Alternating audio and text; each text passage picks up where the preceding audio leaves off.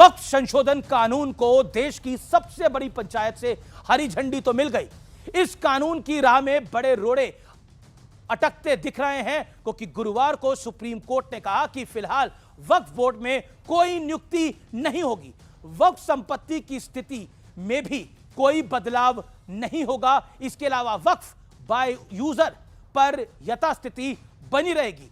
केंद्र सरकार से सुप्रीम कोर्ट ने 7 दिनों में अपना जवाब दाखिल करने को कहा है। अगली सुनवाई 5 मई को होगी, लेकिन दूसरी ओर बंगाल में हिंसा देखने को मिल रही है। हालात ये हो गए हैं कि मुर्शिदाबाद में से हिंदुओं को पलायन करना पड़ा है और पूरे देश में हिंदू मुसलमान की बहस छिड़ गई है। लेकिन इस दौरान बयानबाजी भी हैरान करने वाली है। किसी ने कहा हमारे लिए शरिया सबसे ऊपर है, तो किसी ने कहा एक्शन का रिएक्शन तो होना ही है। और जिन्होंने कहा वो आज स्टूडियोज में खुद मौजूद होंगे। और कांग्रेस के जिन दिग्गज नेता, वरिष्ठ नेता राशिद अल्वी ने ये विचार रखे, आज वो स्टूडियोज में पहली बार हमारे साथ इस बड़े कार्यक्रम में जुड़ेंगे। और साथ में होंगे पूर्व केंद्रीय अल्पसंख्यक कार्य मंत्री मुख्तार अब्बास नकवी। तो आज देश के 2 दिग्गज नेताओं के साथ वक्फ के मुद्दे पर जोरदार आर पार बड़ी चर्चा में आपका अभिनंदन।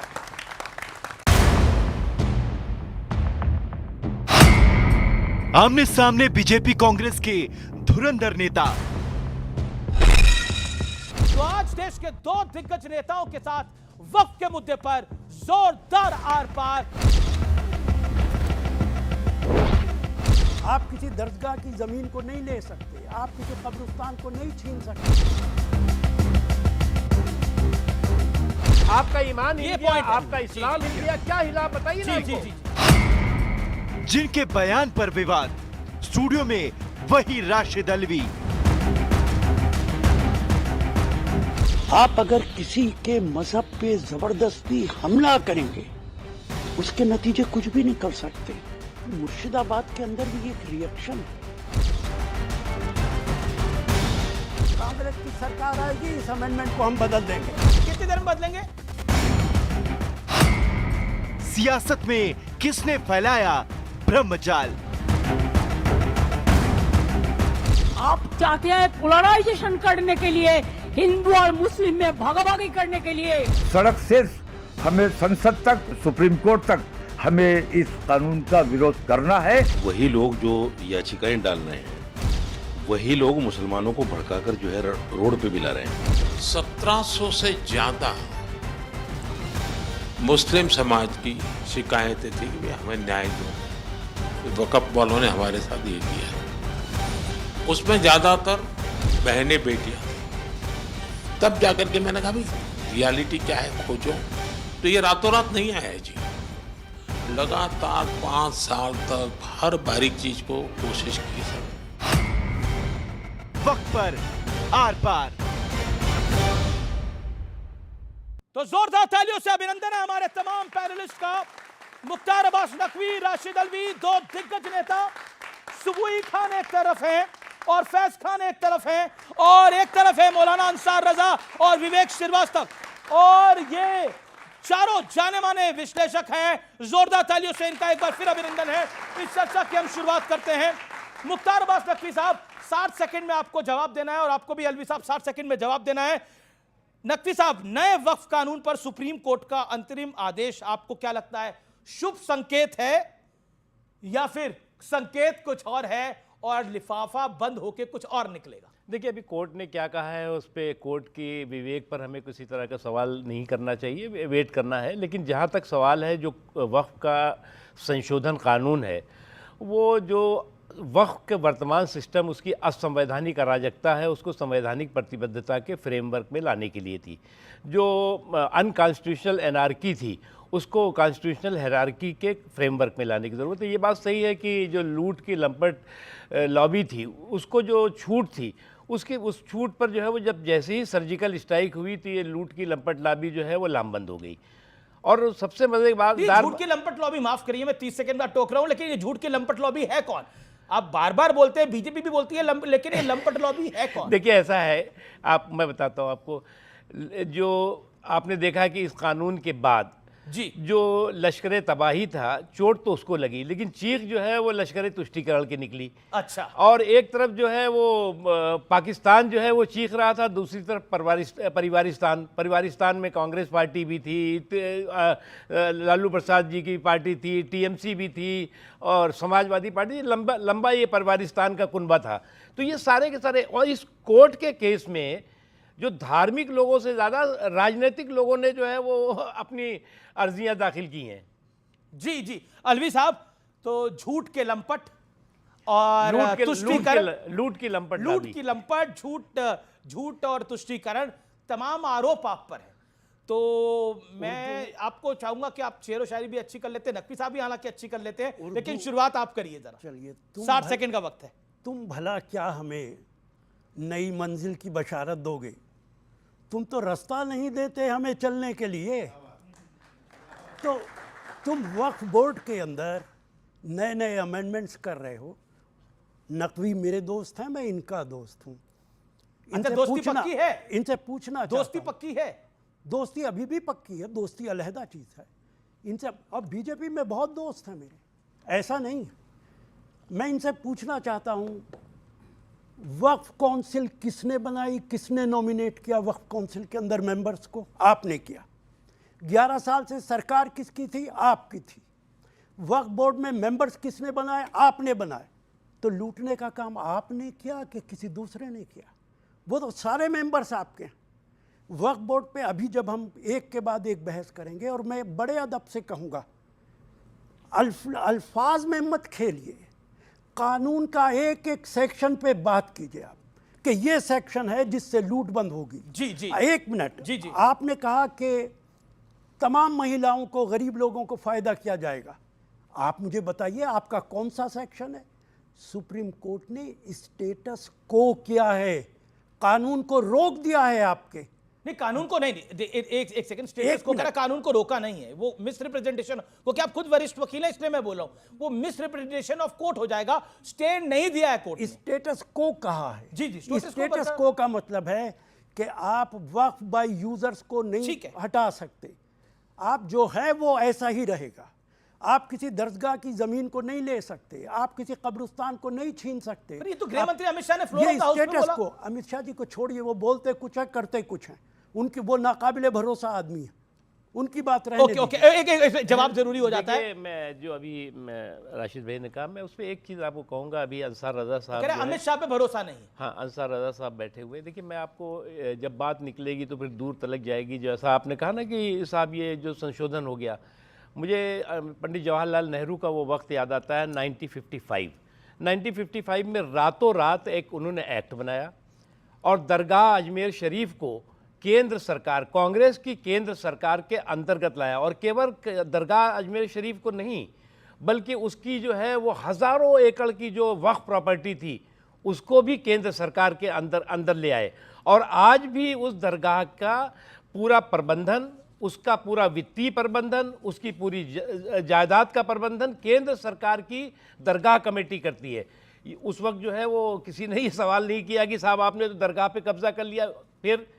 फिर जो है वो एएसआई के तहत आज 250 से ज़्यादा मुस्लिम धार्मिक स्थल जो है वो उसी समय में 1958 में वो आ गए एएसआई के अंदर में, जो पुरातत्व विभाग के अंदर में, और वो हैं वक्फ के, लेकिन वो उसकी पूरी देख रेख पुरातत्व। ये जो अभी कानून में संशोधन हुआ है, ये संशोधन जो है वो किसी मजहब के लिए नहीं है, मुल्क के लिए। ठीक है, मैं अगले पॉइंट पर जाता हूं। और एक तरह से सवाल ये उठ रहा है कि एक समुदाय को बीजेपी टारगेट कर रही है, ये आप लोग आरोप लगा रहे हैं। आप हो गए, इमरान मसूद हो गए, अवैसी साहब हो गए, एक तरह कई आरोप है लगभग। लेकिन दूसरी तरफ से आरोप ये लग रहा है कि मुसलमानों के भले के लिए हम करना चाहते हैं, गरीब मुसलमान, पिछड़े मुसलमान के लिए करना चाहते हैं। और ये जो लोग ठसक दिखा रहे हैं वो इसलिए दिखा रहे हैं कि उनकी दुकानें बंद होने वाली है।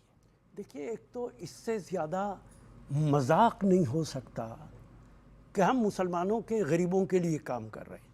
आपने मुस्लिम औरतों के लिए 3 तलाक बनाए, आपने मुसलमानों से पूछा? 3 तलाक का मतलब है कि 3 तलाक नहीं होगी, लेकिन उसके शौहर को आप 3 साल की सज़ा कर देंगे, जेल भेज देंगे। आप मुसलमानों के हितैषी हैं। यूनिफॉर्म सिविल कोड जबरदस्ती इंप्लीमेंट करेंगे। आपको मालूम है आर्टिकल 44 यूनिफॉर्म सिविल कोड को कहता है, लेकिन आर्टिकल 50 कहता है कि जुडिशरी को एग्जीक्यूटिव से अलहदा कर दो। एक मिनट जी मुझे जी कहने दीजिए। बिल्कुल बोलिए। सरकार कभी एक बार नहीं कहती कि हम आर्टिकल 50 को इंप्लीमेंट करेंगे। आप वक्फ को लेकर आ रहे हैं। मुसलमानों के इतने बड़े हितैषी तो कोई रहा ही नहीं है जितनी है बीजेपी की सरकार है। एक बात बताइए, मैं एक सवाल, आपने बोला आपने बार-बार बोला यूसीसी की आपने बात करी, क्या बाबा साहब भीमराव रामजी अंबेडकर क्या यूसीसी चाहते थे क्या नहीं चाहते थे? उन्होंने क्या कहा था देखिए यूसीसी के विषय के ऊपर संविधान सभा की बहस के अंदर? आप अच्छे खासे मशहूर एंकर हैं जी। डायरेक्टिव प्रिंसिपल्स के अंदर आर्टिकल 44 क्या है पढ़ के बता देंगे आप मुझे? नहीं बता सकते, मैं बताता हूं।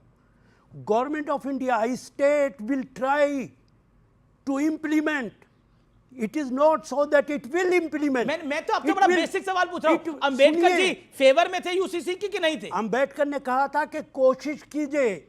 कोशिश का मतलब है कि सबसे मशवरा करके कंसेंसस कीजिए। तो अब 70-75 भाई साल में एक कंसेंसस ही मिनट नहीं हो पा रहा। अच्छा, अब आप एक बात बताइए, जो लोग मुसलमानों के इतने हितैषी हैं जी।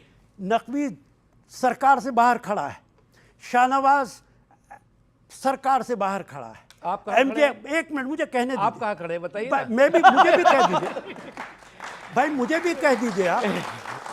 एमजे अकबर कहाँ खड़े हैं? अंसार आज़म बोलेंगे मैं भी कहाँ खड़ा हूं? अगर सुनिए ना, मैं तो बैठा हूं। सुनिए राशिद अलवी नहीं आए तो वहाँ 50 मुसलमान हैं। आपके यहाँ कौन सा मुसलमान है? देखिए ऐसा है, मैं एक एमएलए मुसलमान नहीं, पहली बात एक बात समझिए कि टिकट आपको मुसलमान को नहीं। भाई मुझे बोलने तो दीजिए, शायद इसी का फायदा हो जाए आपको। आप एक टिकट नहीं देते और मुसलमान को सबसे बड़े हितैषी आप हैं। उनकी ज़मीनें ले लेंगे, उनके घरों पे बुलडोज़र चलाएंगे, उनका मुख्यमंत्री कहेगा ज़मीन में गाड़ दूंगा, आसाम का मुख्यमंत्री कहेगा अरे आपकी बात सही है, आपकी बात सही है। ये सवाल है, ये कुछ बड़े स्लेटिंग सवाल है। आप जब बोलते हैं ना कि हम मुसलमानों को भला चाहते हैं तो भरोसा नहीं होता। ऐसा लगता है नहीं ऐसा लगता है कि मतलब मैं इसको अन्यथा इस शब्दों को नहीं लेना चाहिए कि कोई मतलब कोई विलेन कह रहा है कि हीरोइन मेरे साथ सुरक्षित है। मतलब इसको अन्यथा ना लिया जाए। उस पे भी अभी आप हमें उस पे मौका देंगे तो हम जवाब देंगे जरूर। लेकिन मैं ऐसा जो पूरा आपका मुद्दा है उस मुद्दे से ये पूरा भटक जाएगा। मैं एक बात आपको बताऊं, जो बार बार जो आपने कहा नहीं वक्फ में कि बार वक्त भी मैं कहूंगा अम्बेडकर, हाँ देखिए संविधान, चारों आप देखिए ये यहाँ पे बहुत से पढ़े लिखे लोग हैं। संविधान सभा में क्या क्या डिस्कशन कॉमन सिविल कोड को लेकर के हुआ, ज्यादातर लोग इसके पक्ष में थे। इवन नेहरू जी भी इस पक्ष में थे कि जो कॉमन सिविल कोड है वो संविधान का हिस्सा होना चाहिए। लेकिन उस वक्त जो है वो उसमें उस तरह के कट्टरपंथी और मानसिक दकियानूसी दिमाग के लोग थे जिन्होंने इस पर सांप्रदायिक वार किया और उसका नतीजा हुआ कि वो संविधान का हिस्सा बनने के बजाय कांग्रेस कहां बची? अब तो राहुल गांधी की कांग्रेस बन गया। संविधान का हिस्सा बनने के बजाय दिशा निर्देश का किस्सा बन गया। लेकिन वो समय भी अब दूर नहीं जब कॉमन सिविल कोड के जो संविधान का जो दिशा निर्देश है उसको यही मोदी सरकार पूरा करेगी। मैं एक अलवी साहब की एक बाइट है जो कि बहुत फेमस है और बहुत बड़ी सुर्खी बनी, हेडलाइन बनी, वो मैं सुनाना चाहता हूं और उसके ऊपर फिर मैं रिएक्शन लूंगा। आखिरकार वक्फ को लेकर ये सब बातें क्यों हो रही है, तमाम बातें क्यों हो रही हैं, सुनाते हैं राशिद अलवी साहब को जो खुद मौजूद हैं यहाँ पर। आप अगर किसी के मजहब पे जबरदस्ती हमला करेंगे उसके नतीजे कुछ भी निकल सकते। मुर्शिदाबाद के अंदर भी एक रिएक्शन है। सुबोई खान जी, आपका सवाल राशिद अलवी जी को। आपने कहा मुर्शिदाबाद में रिएक्शन है। देखिए मुर्शिदाबाद आपको पता है कि बॉर्डर से लगा हुआ है। मुर्शिदाबाद के मुसलमानों का रिएक्शन है, वहां उसको भारत के मुसलमान नहीं वो रिएक्शन कर रहे हैं। वहां पे अगर जांच कराई जाए तो घुसपैठिए बांग्लादेशी विदेशी मुसलमान भारत में अनरेस्ट करने के लिए प्रोटेस्ट कर रहे हैं। मैं आगे आपको मौका दूंगा। ये आपने जो बयान दिया और जो बात सुबोई खान ने भी बोली, ये रिएक्शन, क्या आप हिंसा को जस्टिफाई कर रहे हैं? ये सब बात आ रही है। देखिए, एक तो आपने मेरी पूरी बाइट नहीं दिखाई है। मैंने कहा था कि जब गुजरात में बदतरीन फसाद हुआ था तो देश के प्रधानमंत्री अटल बिहारी वाजपेयी जी ने कहा था कि हर एक्शन का रिएक्शन होता है। ये बात मैंने नहीं कही, अटल जी ने कही थी। कब कहा? अब रहा आप कब कहा? एक बार नहीं, कितनी बार कहा है? अभी उठा के देख लीजिए आप। मंत्री थे अटल बिहारी वाजपेयी की सरकार में, मोदी सरकार में मंत्री रहे हैं नकवी जी। अब रहा आपके सवाल का जवाब। जो बात आप कह रही हैं, अगर मैं ये मान लूं कि बांग्लादेश के लोग आके मुर्शिदाबाद के अंदर हंगामा कर रहे हैं, तो नरेंद्र मोदी जी को इस्तीफा दे देना चाहिए। हमारी सरहदें इतनी इनसिक्योर हैं, वहाँ बॉर्डर सिक्योरिटी फोर्स नहीं लग रही, वहाँ पे फौज नहीं लग रही है, बांग्लादेशी घुस के कैसे आ रहे हैं? ठीक है, ममता बनर्जी कैसे जिम्मेदार है इसके लिए? ठीक, इसके लिए भारत सरकार जिम्मेदार तो वो है जो कहते हैं कि चोर को कहते हैं चोरी करिए और चौकीदार को कहते हैं कि चौकीदारी करिए। जब आप फर्जी आईडी कार्ड बना के बसा रहे हैं, उनकी आइडेंटिफिकेशन करना मुश्किल इनकी तो होता सरकारी नहीं है, है उनके आधार कार्ड बनते हैं, उनके वोटर आईडी कार्ड बनते हैं, वो इम्पोस्टर्स की तरह भारत के नागरिक बनकर वहां पर रहते हैं। ठीक है, वो आए कहां से है? अमित जी राशिद जी बोल, वो आए कहां से हैं? हवाई जहाज से आए? वो सरहदें पार करके आए हैं ना। सरहदों की हिफाजत किसकी जिम्मेदारी है, मुझे बताइए आप। ये ममता बनर्जी करेगी कि भारत सरकार करेगी? ये रिएक्शन हो रहा है वक्फ का, एक सेकंड, ये वक्फ का रिएक्शन हो रहा है, क्या आपको लगता नहीं ये ओवर स्टेटमेंट है? नहीं, मैंने कहा था कि अगर वक्फ एक्ट ना होता तो मुसलमान सड़कों पर नहीं निकलता, तो मुर्शिदाबाद भी नहीं होता। आप तो मुर्शिदाबाद फिर तो जस्टिफाई करना हो रहा है ना मुर्शिदाबाद। मैं एक सेकंड आप जबरदस्ती मुसलमानों के मामलात में मजहब में इंटरफियर कर रहे हैं। ओके नकवी साहब, इसका जवाब आप दें। मजहब का मामला है। अच्छा, मैं एक चीज़ बताइए। मैं पहली बात तो आपको बंगाल की, जो पश्चिम बंगाल में हो रहा है, वो निश्चित तौर से जो है वो, अगर वहाँ की मुखिया चीफ मिनिस्टर ये कहेंगी कि हम 30% लोगों की जो अराजकता है, उद्दंडता है, उसके खिलाफ हम कड़ाई नहीं कर सकते, अगर वहाँ की चीफ मिनिस्टर ये कहेंगी कि हम जो है वो 30% लोगों की जो वायलेंस कर रहे हैं उनके खिलाफ हम उनकी ठुकाई नहीं कर सकते, और 70% लोगों को वहाँ से भागने दे सकते हैं, उनकी पिटाई करवा सकते हैं, तो ये आप प्रवोक कर रहे हैं, एक चीज़। दूसरी चीज़, आप उसके साथ साथ आप जो है इस तरह के क्रिमिनल कम्युनल कारीगरों की कॉन्फ्रेंस बुलाती हैं, और क्रिमिनल कम्युनल कारीगरों की कॉन्फ्रेंस में क्या संदेश देती हैं? जी। आप भरोसे का संदेश नहीं देती, भड़काने का संदेश देती हैं। और निश्चित तौर से जो आज बंगाल में हो रहा है, कॉन्स्टिट्यूशनल जो मशीनरी है वो कोलैप्स कर गई है। अंसार रज़ा जी, देखिए, नकवी साहब से लफ्ज़ों से तो कोई जीत नहीं सकता जी। ऐसे ऐसे नए नए लफ्ज़ इन्होंने ईजाद किए हैं कि हम लोग तो सोच में पड़ जाते हैं कभी कभी, हम लोग इसी मुल्क के हैं कि कहाँ से आए। जैसे भी आपने को कांग्रेस और सपापा को मिलाकर के एक नया कौन सा स्थान बनाया, तो बड़ा डायलॉग राइटर है पुराने। हाँ, बड़ा अच्छा लफ्ज़ लगा मुझे। एक शेर मैं आपकी नज़र करता हूँ, वो सिर्फ आपके लिए लेके आया हूँ मैं, क्योंकि इन्होंने बताया था कि आप तशरीफ़ ला रहे हैं, तो आपके स्वागत में कुछ ना कुछ तो मेरी जिम्मेदारी बनती थी। आप मिनिस्टर रहे हैं, अभी कोई बड़ा बात भी इंशाल्लाह अल्लाह चाहे आपको खूब तरक्की मिले। तो एक शेर मैं आपके लिए लेकर के आया हूँ कि इतना भी करम उनका कोई कम तो नहीं है, गम दे के वो पूछे हैं कोई गम तो नहीं है। ताली नहीं बजाई आपके। जी। सवाल क्या है आप? मैं सिर्फ सवाल इतना करना चाहता हूं कि आज माननीय कोर्ट, क्या बीजेपी को मुसलमानों के मामले पे भरोसा करते हैं आप लोग कि नहीं करते? नहीं, बीजेपी पे कैसे आप भरोसा करेंगे? मोदी जी कतर में जाते हैं, वहाँ के सबसे अच्छा अवार्ड मिलता है, और यहाँ आकर के शमशान कब्रिस्तान करने लगते हैं, तो भरोसा कैसे होगा? यहाँ आकर के एक आदमी ये कहता है कि हम ईद के दिन हमारे घर में खाना नहीं बनता था, मुसलमान लेकर के आते थे। मुख्यमंत्री कहता है कि 200 घरों में 50 योगी आदित्यनाथ, तो कैसे भरोसा? मुझे आप ये बताइए। जी। इतनी बड़ी डिबेट हुई है हिंदुस्तान में, दूसरे नंबर पर डिबेट हुई है पार्लियामेंट में, फिर ये 7 दिन का वक्त क्यों मांगा? ओके, जवाब नकवी साहब, जवाब। क्या ऐसी कमी रह? पूरी बात बोले, फिर आप बोलिए। अंसार रज़ा साहब ने जो शेर कहा, मैं उसका जवाब दे दूं। वही हकदार हैं किनारों के जो बदल दें बहावधारों के। तो ऐसा है कि नरेंद्र मोदी जी वो शख्सियत है जो धारा है, उस धारे की बहाव बदल करके और राष्ट्र निर्माण और समाज के आखिरी पायदान पर खड़े हुए व्यक्ति की आंखों में खुशी और ज़िंदगी में खुशहाली के लिए काम करते हैं, नंबर 1। नंबर 2, जो आपने कहा कि ये जो है वो इस वक्फ के पूरे सिस्टम को लेकर के, मैं आपको एक बार इस कार्यक्रम के माध्यम से, इसने बड़े कार्यक्रम के माध्यम से मैं कहना चाहूँगा, ये जो वक्फ का संशोधन है, ये आस्था के संरक्षण और व्यवस्था के प्रशासनिक सुधार का है। किसी भी धार्मिक स्थल, जो मुसलमानों के धार्मिक स्थल की बात की जा रही है, चाहे वो मंदिर हो, मस्जिद हो, चाहे कब्रिस्तान हो, चाहे दरगाहें हो, चाहे इमाम बारगाहें हो, उस पर किसी तरह का कोई प्रश्न नहीं है। हाँ, ये बात सही है कि जो असंवैधानिक अराजकता थी, उद्दंडता थी, लूट को 100% छूट थी, उस पर जो है वो जरूर लगाम लगी है। अब अगर लूट की लंका में कानून का डंका बजेगा और कुछ लोग जो है उसको शोर मचाएंगे, तो निश्चित तौर से ये बात सही है कि सही है कि जो चोट है वो चोट भी सही जगह लगी है और चीख भी सही जगह से निकली। लफ्जों में कहानी बुनी जा सकती है। आपने जो 40 संशोधन किए हैं उसमें आप मुझे 2 संशोधन बता दीजिए जो मुसलमानों के हक में हो। 2 बता दीजिए। एक बता दीजिए जो मुसलमानों के हक में ना हो। ये बताइए आप। एक भी आप मैं बताइए कि आपके नहीं, मैं बताऊं। हाँ, आप जो है वो इतने आलिम हैं। इस्लाम के 5 पिलर हैं, कलमा है, नमाज है, रोजा है, हज है, ज़कात है। 5 पिलर हैं। 5 पिलर्स में इस कानून के संशोधन से कौन सा पिलर हिल गया? जवाब बनता है भाई, बिल्कुल शरीयत की नहीं हो रही बात।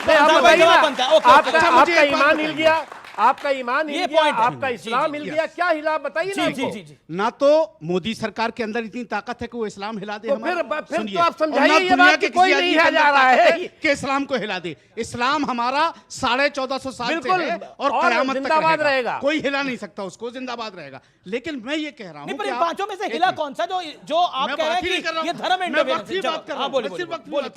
कि वक्त में आपने जो अमेंडमेंट किया है जी, जो प्रॉपर्टी हमारी आज से 50 साल पहले 1 रुपया लीज पर हुआ करती थी, उसमें कोई बदलाव किया क्या आपने?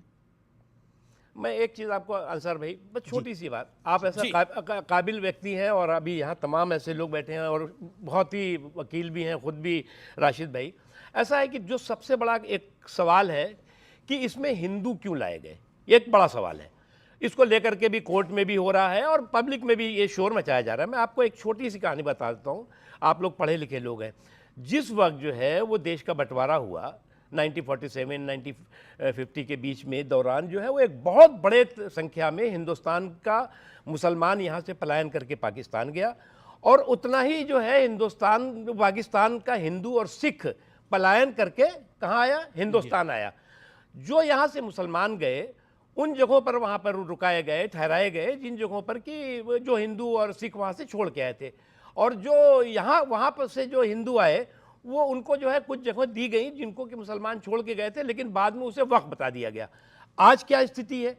आज स्थिति ये है कि जो यहाँ से गया हुआ मुसलमान वहाँ पर रुका वो आज उस प्रॉपर्टी का मालिक है। जी। और जो वहाँ से आया हिंदू या सिख जो है वो आज भी अवैध कब्जेदार है, इसलिए बड़ा स्टेक होल्डर है जिसमें जो है मालिक नहीं बन रहा है। वो आज इन समस्याओं के समाधान के लिए हिंदू या नॉन मुस्लिम भी अगर उसमें है तो वो मालिक नहीं बनने जा रहा है। ठीक है, मेरा बट उसके अगला पॉलिटिकल सवाल है राशिद अलवी जी से। अच्छा ठीक है मैं अच्छा आप फैज खान के पास भी आऊंगा जो राशिद अलवी जी से सवाल पूछेंगे, फिर विवेक आपके पास आऊंगा। एक सेकंड, मैं कह रहा हूं कि राशिद अलवी साहब, बार बार अक्सर कहा जाता है, कांग्रेस पार्टी कहती है कि लोकतंत्र का गला घोटा जा रहा है, इस मामले में भी कहा जा रहा है कि संविधान का गला घोटा जा रहा है।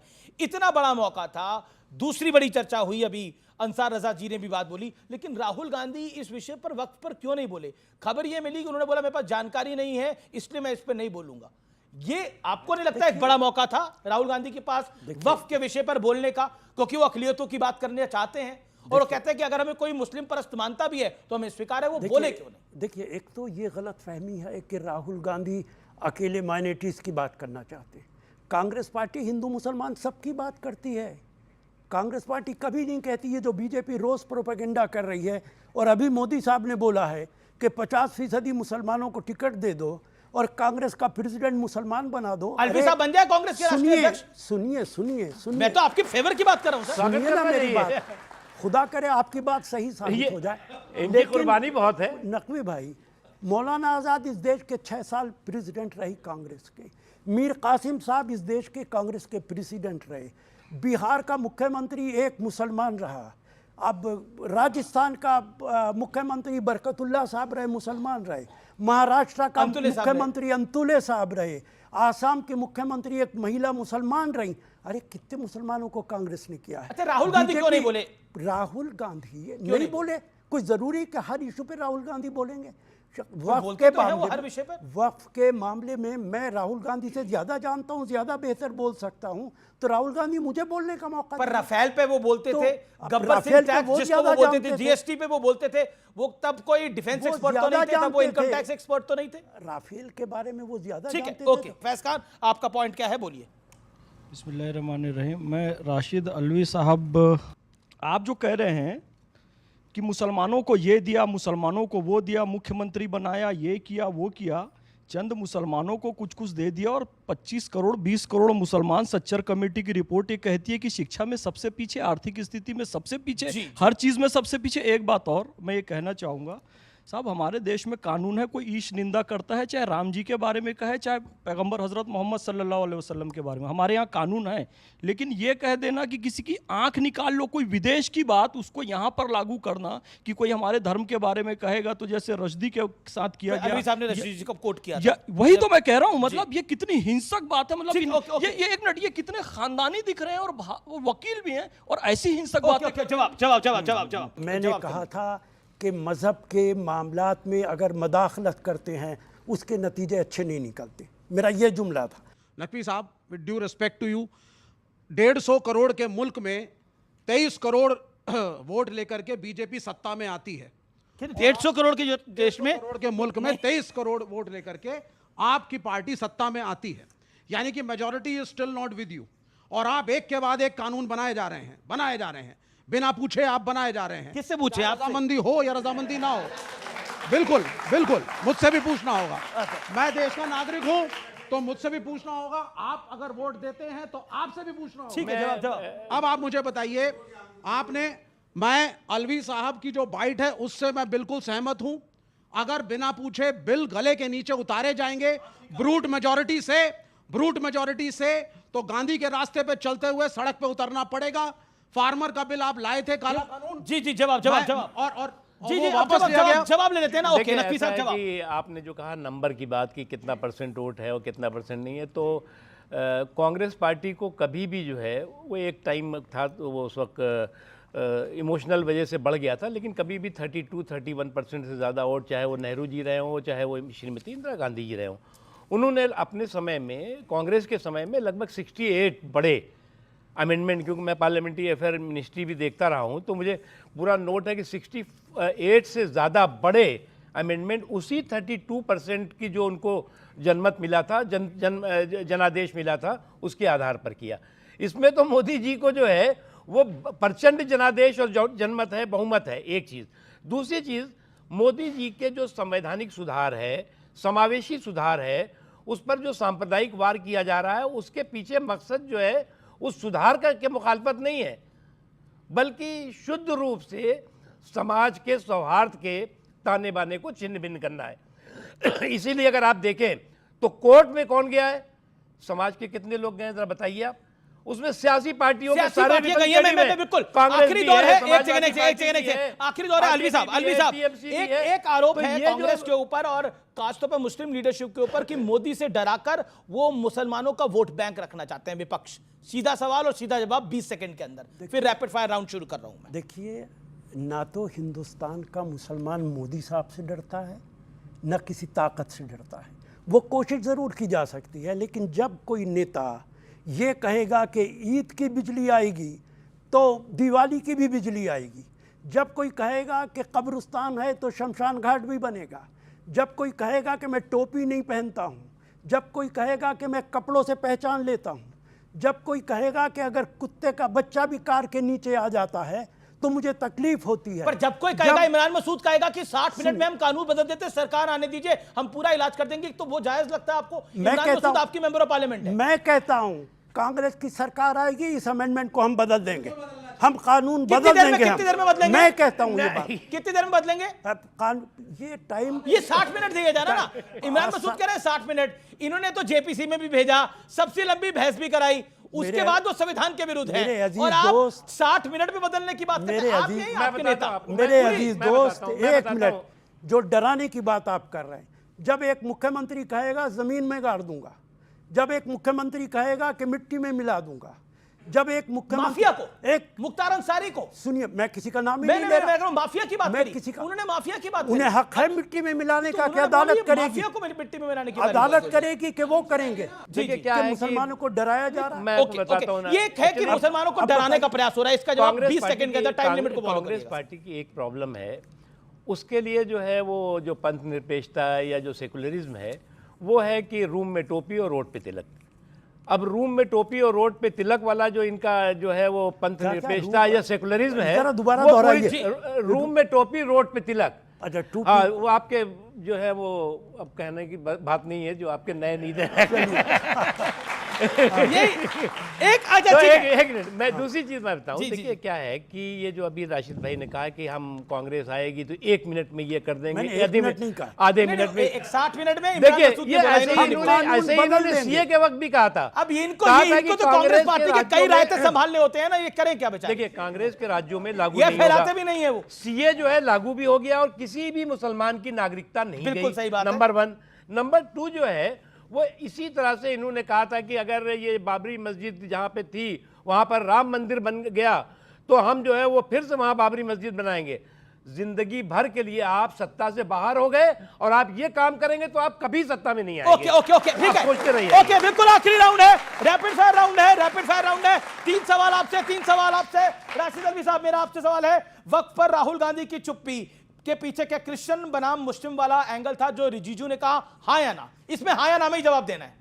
ना, अच्छा नहीं था। चलिए अगला सवाल, मुर्शिदाबाद हिंसा बीजेपी की साजिश है, यह ममता बनर्जी सरकार की नाकामी, जो अधीर बाबू ने बोला, अधीर रंजन ने। इसके लिए सिर्फ बीजेपी सरकार जिम्मेदार है, और अगर गुजरात के कम्युनल राइट की जिम्मेदारी मोदी साहब लें तो इस राइट की जिम्मेदारी ममता को ले लेनी चाहिए। अच्छा ठीक, आखिरी सवाल आपसे बहुत जोरदार है और उसके लिए पहले मैं तालियां चाहता हूं। कांग्रेस का पावर सेंटर मल्लिकार्जुन खड़गे है या गांधी परिवार? मल्लिकार्जुन खड़गे हमारे प्रेसिडेंट हैं और राहुल गांधी हमारे लीडर हैं। Okay, that's a point. Okay, no confusion.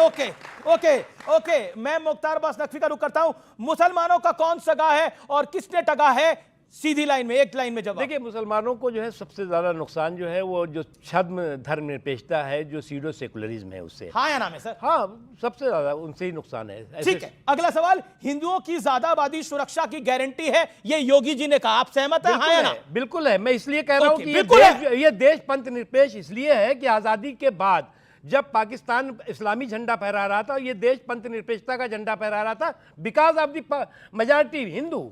ये बहुत बड़ी बात आप बोल रहे हैं। अगला आखिरी सवाल, अब बीजेपी के लिए राहुल बड़ी चुनौती है या अखिलेश यादव? Choose one. देखिए राहुल जी जो है वो खुद अपने पार्टी के लिए चुनौती है।